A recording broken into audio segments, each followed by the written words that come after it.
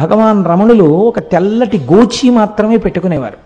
వారు గోచి పెట్టుకుని స్కందాశ్రమంలో ఉండగా ఒకానొకప్పుడు శృంగేరి పీఠం నుంచి కొంతమంది పండితులు వచ్చారు. వచ్చి, అయ్యా మీరు వివాహం లేదు, మీకు సంసారం లేదు, మీరు సన్యాసి యొక్క జీవితాన్నే గడుపుతున్నారు, కాబట్టి మీరు కనీసంలో కనీసం పోనీ కాషాయాంబరములను ధరించకపోయినా పెట్టుకున్నటువంటి గోచి తెల్లది కాకుండా కాషాయం రంగు గోచి పెట్టుకుంటే బాగుంటుంది.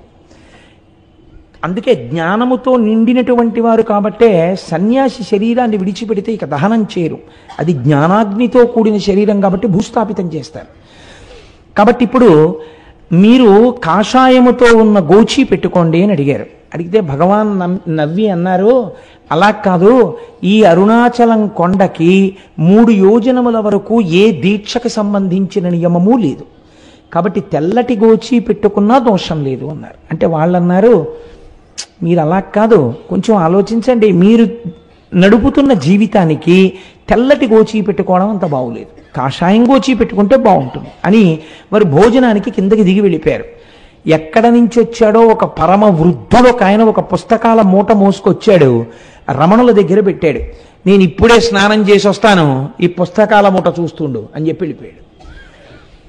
శృంగగిరి నుంచి వచ్చినటువంటి పండితులు కిందకి వెళ్ళి స్నానం చేసి భోజనం చేసి మళ్ళీ కొండ మీదకి వచ్చారు రమణుల దగ్గరికి. వచ్చేటప్పటికి పుస్తకాల మూట అక్కడుంది, పైనున్న పుస్తకం ఎగురుతోంది. ఎగురుతున్న పేజీ దగ్గర ఏమిటి పుస్తకాలు అని వాళ్ళు ఇలా పేజీ మీద చెయ్యి వేసి చూశారు. చూస్తే దాని అనువాద పద్యాన్ని మీకు నేను వినిపిస్తున్నాను. అందులో ఉంది, యోజనంబులు 3 నిచట వాసమొలరించు వారగు వరనరులకు ఉండకుందను దీక్షాదులొకటి అయిన ఆశరహిత మత్సాయుజ్య ప్రాప్తి సిద్ధ ఈశుడగు నాయాజ్ఞచే నెలమిమీరా. ఇది ఈశ్వరాజ్ఞ, ఇక్కడ దీక్షా నియమములు ఏమీ లేవు.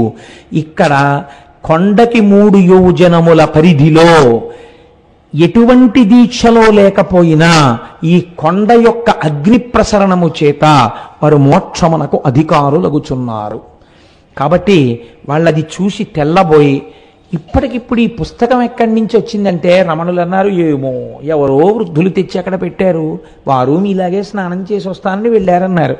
ఆ వృద్ధుడు తిరిగి రాలేదు. కానీ ఈ పద్యాన్ని చూసినటువంటి పెద్దలు మాత్రం రమణులు తెల్లటి గోచి పెట్టుకోవడం వెనకాతల పరమసత్యం ఉంది అని తిరిగి వెళ్ళిపోయారు. అలా నిరూపించినటువంటిది ఆ అరుణగిరికి ఉన్నటువంటి గొప్పతనాన్ని నిరూపించిన సంఘటన అక్కడ జరిగింది. మీరు అరుణాచల క్షేత్రంలో స్వామి దర్శనానికి వెడితే సాధారణంగా తూర్పు గోపురంలోంచి ప్రవేశిస్తాం. తూర్పు గోపురాన్ని శ్రీకృష్ణదేవరాయలు నిర్మాణం చేశారు. మనకి ఎక్కడికి వెళ్ళండి శ్రీకృష్ణదేవరాయల యొక్క ప్రమేయం లేనటువంటి క్షేత్రం ఉండదు. మీరు తెలిసి కానీ తెలియక కానీ వెడితే, మనకి నేను మొన్న గుంటూరు ప్రసంగాలకు వెళ్ళినప్పుడు వారు నన్ను ఒక క్షేత్రానికి తీసుకెళ్లారు. అది గుడికి అన్ని మూలలా సుబ్రహ్మణ్యుడు ఉన్నాడు. నేను చాలా ఆశ్చర్యపోయాను. కృష్ణదేవరాయల వారు అక్కడికి వచ్చి పూజ చేసి వెళ్ళిన తర్వాత ఆయనకి కొడుకు పుట్టాడు, భార్య గర్భిణి అయింది అని తెలిసి ఆయన క్షేత్రానికి గోపురాలు అవి కట్టారు. అలాగే మహానుభావుడు ఆయన తూర్పున గోపురాన్ని కట్టారు. దక్షిణ భారతదేశంలో ఉన్నటువంటి అన్ని దేవాలయాలు